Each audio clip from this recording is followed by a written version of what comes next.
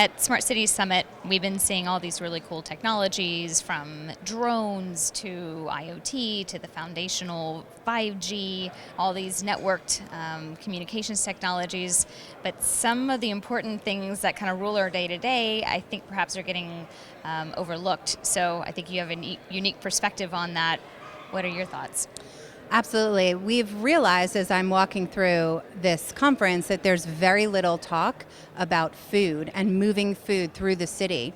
And as they're reimagining smart cities of the future and they're looking towards drones and sensors and new technology, there's very little conversation about how we're going to feed our food deserts and how are people going to get more food where it needs to go. So what are some of the key concerns? I mean, as citizens, of course, we want access to food. We want access to better food. How is Food in the City hoping to encourage the dialogue around that, potentially maybe even encourage some solving of these problems? That's a great question. So as Food and City, we're a nonprofit that focuses on the food supply chain specifically. And we do that through many different channels, including our Food and City Challenge Prize, which is an innovation contest that we go out globally to entrepreneurs around the world and ask them to present their startup to Food and City, and then we narrow it down, pair them with mentors, and have them compete for $50,000 and help them grow their businesses to innovate in this space. And where do these startups come from? Are they mostly on the consumer side, the industrial side, or what's some of the makeup of the competitors?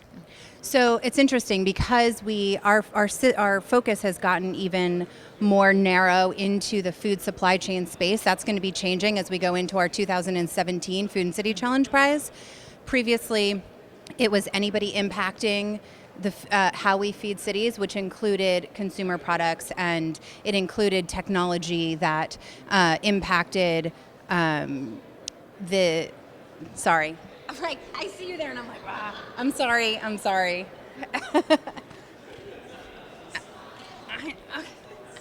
This is serious stuff. We are serious. Okay. No pressure, Jen. I know, right? I'm sitting right there if you want to sit. You're awesome. Sorry.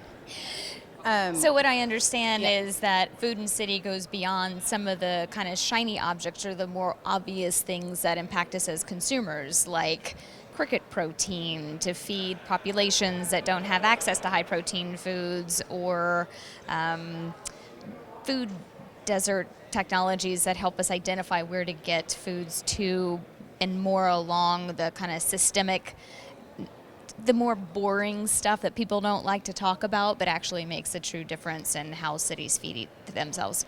Absolutely, and we're looking at everything from reimagining packaging to cold chain technology to reinventing the last food mile and what that looks like and how all of the innovation that we're seeing here can impact that space.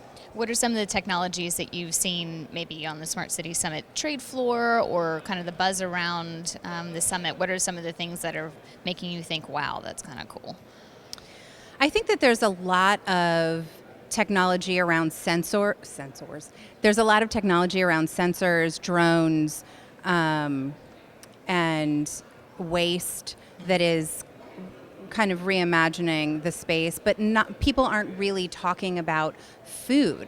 And so as I'm talking to people who are thinking about transportation and how they're going to revolutionize transportation in those cities, I'm asking them, how does food fall into this, and how are you going to help use this in your urban planning and food distribution?